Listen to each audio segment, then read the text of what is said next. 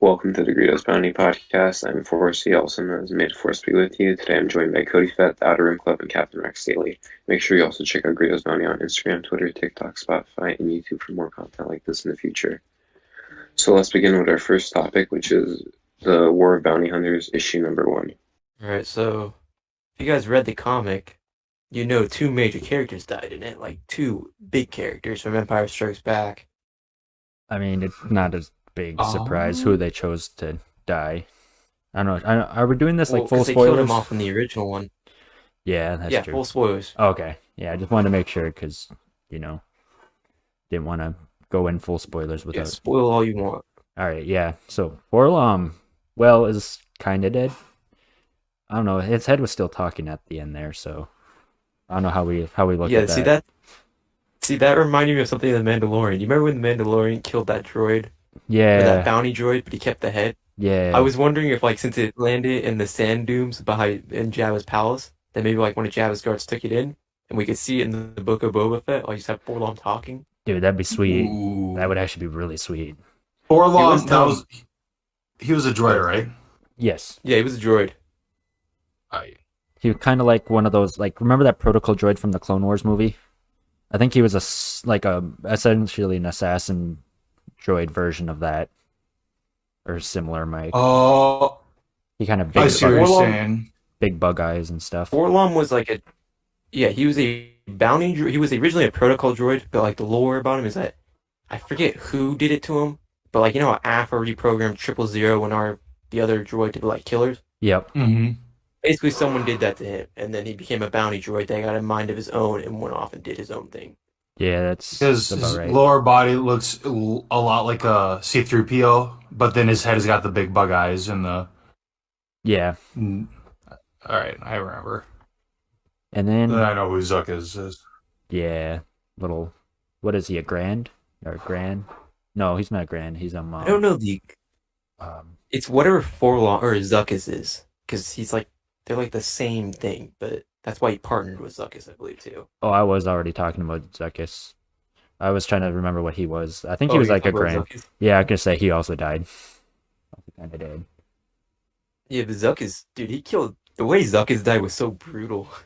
I mean, it's when you're fighting a bunch of bounty hunters, do you really expect it to be nice, civil, like, fighting? No, it's gonna be brutal. Well, some of them live by a code, though. Like, when Boba saved Fennec owed him his life, and then Fennec, stayed with Boba forever. But if he saved Zuckus probably would have stayed by his side until he died. I mean, that's true, but you gotta also realize, I was just kind of thinking, like, more of, like, how they would fight. They're not gonna fight by more traditional military protocol means. They're gonna be, I'm gonna kill you or you're gonna kill me sort of mentality. A little more brutal. Yeah. I just think Forlom's going to show up in Book of Boba Fett, and that's why that whole thing took place with the head falling into the sand dunes. Because he should have. Probably. It's weird he took the head with him all the way, because, the head could have just been chucked off the side with Zuckus' body. Yeah, that's true. Yeah, you guys want to move on to the next part? Sure. Sure. So Qi'ra, that's the big one I know. I don't know too much from the comics, even though I've seen like a couple breakdowns, but it's more about Qi'ra than everything. So I will say I was definitely surprised to see her. So now it's going to kind of give like the War of the Bounty Hunters like almost a different feeling. Like it goes from like we know Boba Fett's going to win in the end, we know Han's going to make it to Jabba in the end, but now there's this new element with Qi'ra, and it's going to make the story just so much more interesting. And I don't know, what are you guys' thoughts on that? Well, I mean, it's definitely interesting because she used to have a thing with Han, but she also serves Crimson Dawn, which how good is Crimson Dawn really doing right now? I mean, at this point, Maul's dead. What's his face? It can't be that good, because no one's heard of it till now, again. Yeah, that trying to So she's Dryden Voss is also dead, so like she kind of in charge of it now. So I don't know. There's a few. I think they'll answer it in future issues. That's kind of my big question is like how good are they doing and what is like she gonna do with Han since considering their past relationship. I think she wants Han. Like, I don't think she's going to kill Han. I think she just wants to have Han there. Because the way she was talking, it wasn't like they were going to kill him. They were just going to save him for some weird reason. That's no. true.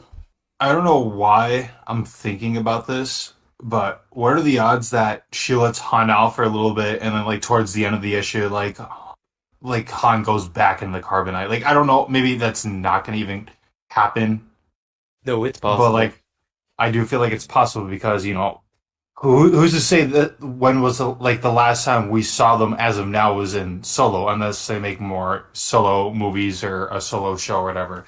As far as we know, this the second time they've come in contact with each other in like so many years. Yeah, You know, it's funny you're bringing that up though, because we might see Leia and Qi'ra fight. that would be crazy. That would be pretty cool, to be honest.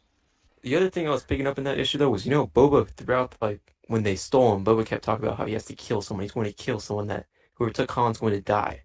He kept saying that over and over again. So probably gonna see him kill her. Yeah, that would be my guess, honestly. Because I mean, you got to realize probably at this point the rebels, Leia, Luke, don't probably know where Han is. They just know he's in the clutches of Boba. But now that he's in the clutches of Qi'ra, they probably have no idea that transpired. So when you were saying that like Leia will fight Qi'ra, I don't see that happening, but I do see Boba Fett just murking her to get Han back to bring to Jabba. Now that Qi'ra, everyone thinks Boba has it, so you're gonna have bounty hunters like Dirge, Valance, and Dengar all hunting him down, even Bosk.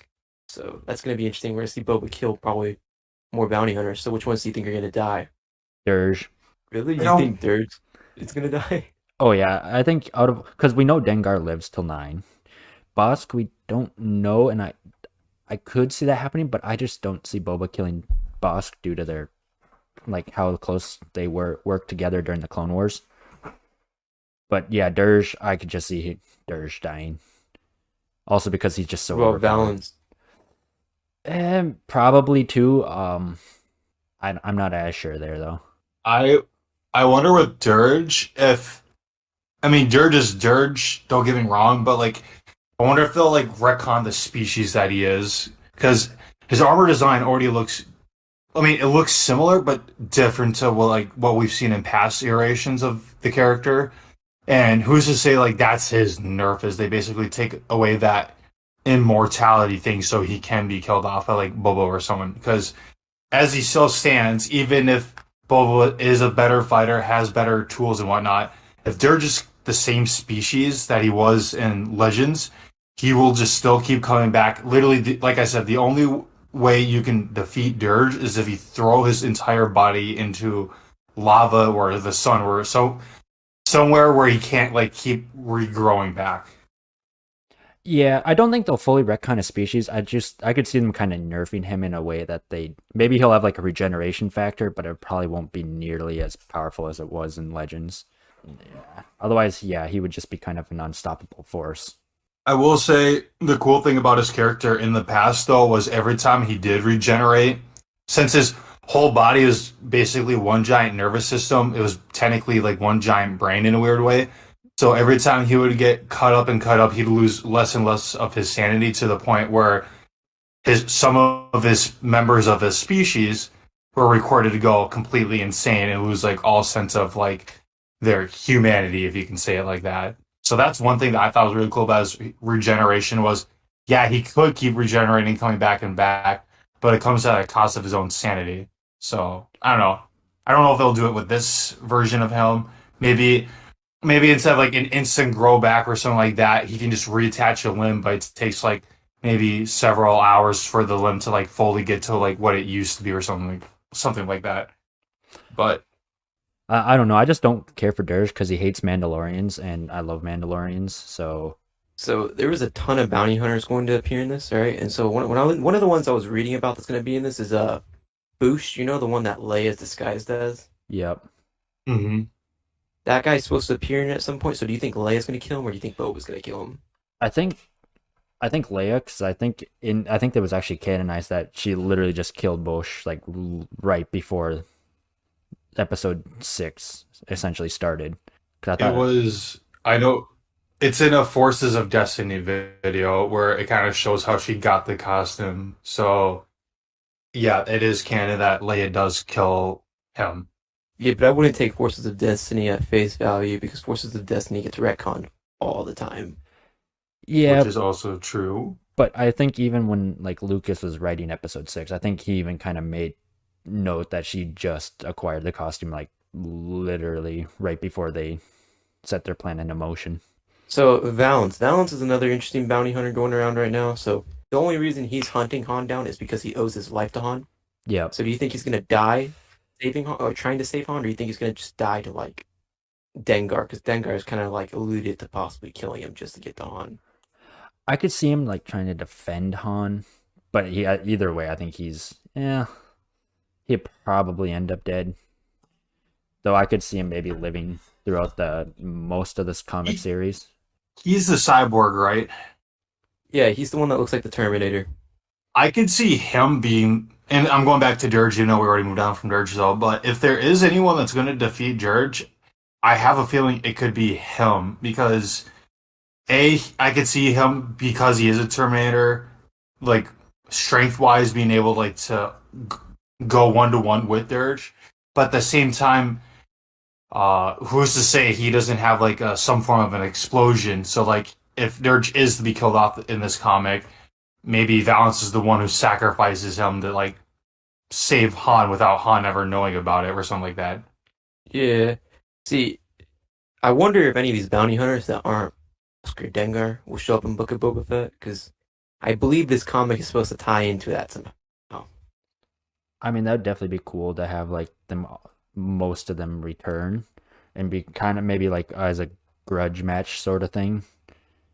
You know, they're all mad at each other for what transpired during these, and now it's like all hell Or they breaks could be loose. hunting Grogu, Yeah, maybe. you know, and then it's Boba versus them again, but with Grogu. I kind of hope not. I kind of want them to leave Grogu out of it, unless I think they should only really kind of limit him to like the Mandalorian, and then like maybe a series about Luke's Jedi Academy or something. Other than that, I really think they should kind of limit his. Yeah, but he might be in Book of Boba Fett because the T-shirt leaks. At this rate, they're just there's leaks supporting it right now. Grogu is the flagship character for Star Wars, Disney Star Wars. There's no way they're not gonna. If they can push him into something to make money off of it, they will. Even like they will work a story where he somehow appears, even if it's for like 3-second cameo, because Grogu is like the fan favorite. Hell, I like Grogu. If I see Grogu, I'm gonna be like, "Oh, that's so cool." I'm surprised he hasn't shown up in Bad Batch at this point. Yeah. You know, it's probably going to be a mission. They're going to be like, oh, we're getting a distress call from this destroyed Jedi temple. And it's just like, it's like maybe while the Jedi temple is under construction and oh, look, it looks like Yoda, but it's not. I don't know. I just saw a lot of theories that Bad Batch would save Grogu. I'm starting to doubt it at this point, but it still could be up in the air. I don't know. I mean, I love Grogu, but I don't want them to overuse him and just make him like essentially like the face of everything. Like I want these independent stories of one another. Excuse me.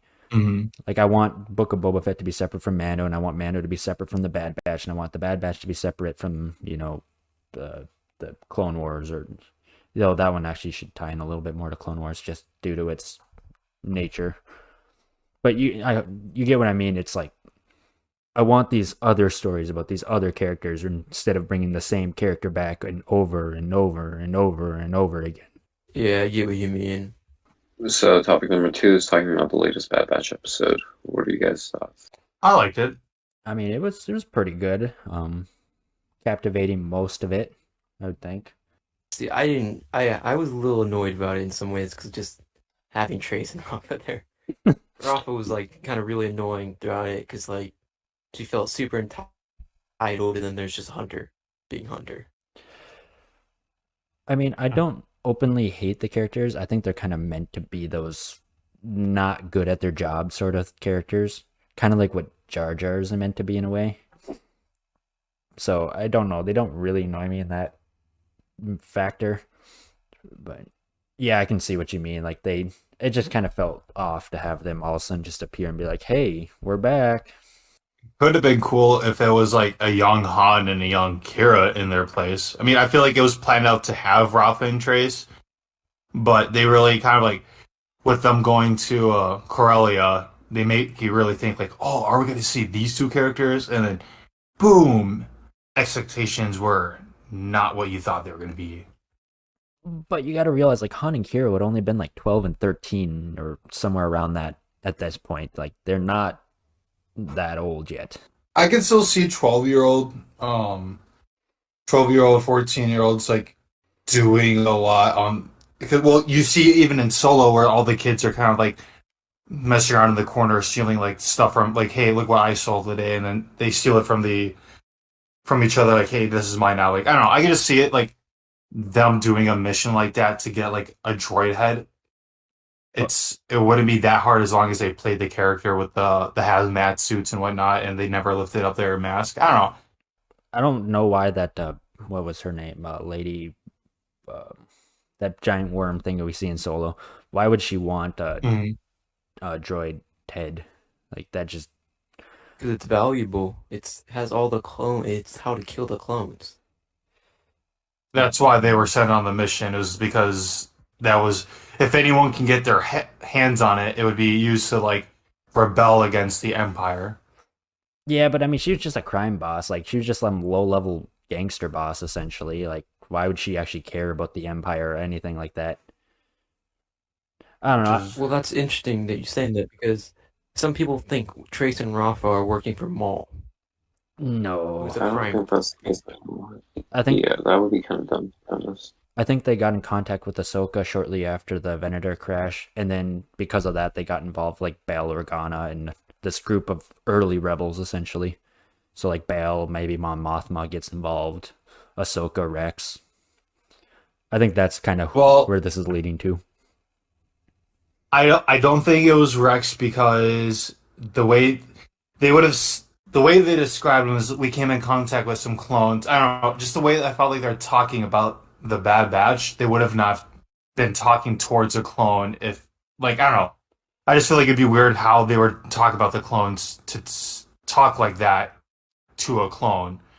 I feel like Bail Organa is the best option for like who they were talking to, just because like you can kind of make out the white robes, and I think they referred to the guy in the hologram as a he. So I don't know too many people.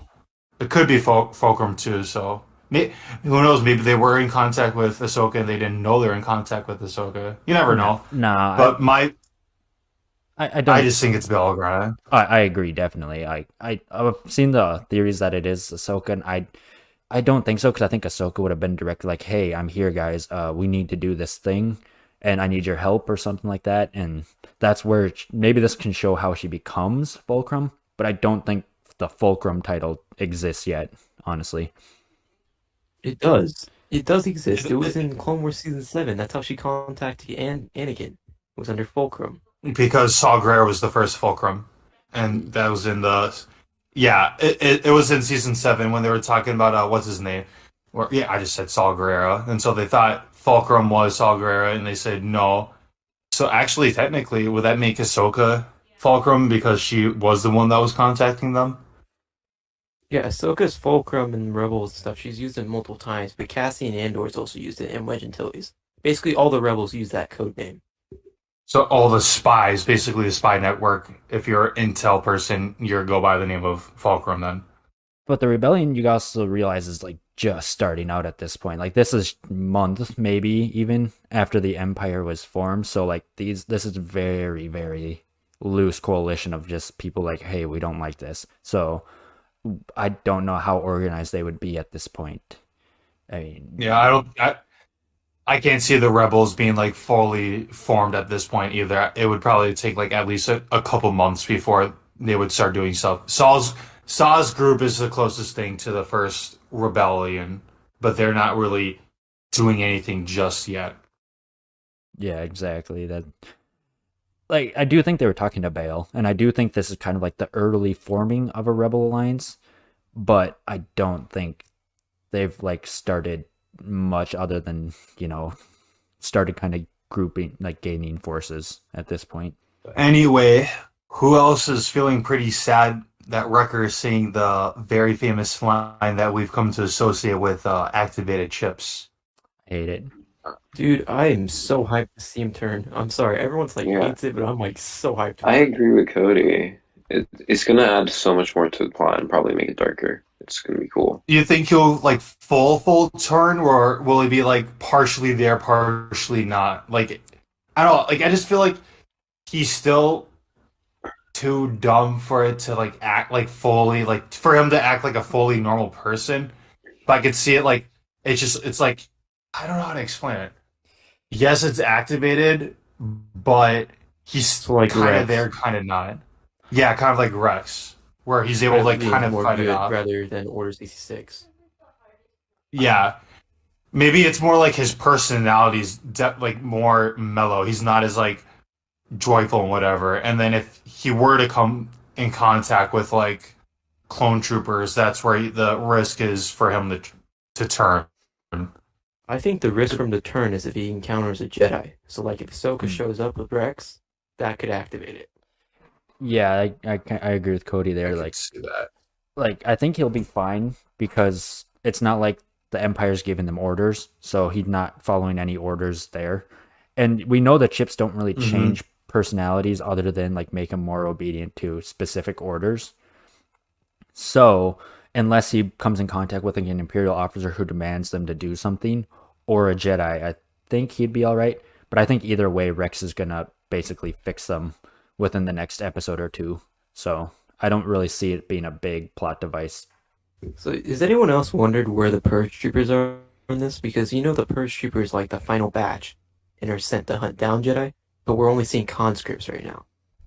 What if actually, all those shinies that we see on Camino in the first episode, who's to say that those aren't like some of them aren't like a part of that final batch? And they just They're haven't not made Purge it Troopers. out. You know why? Because Purge Troopers, when they were still like infants during Order 66, but then they got accelerated to come out immediately to help like the Inquisitors. And then they were given like special tattoos and their chip was enhanced like Crosshair. So they're kind of like Spartai clones where they grew them in a year.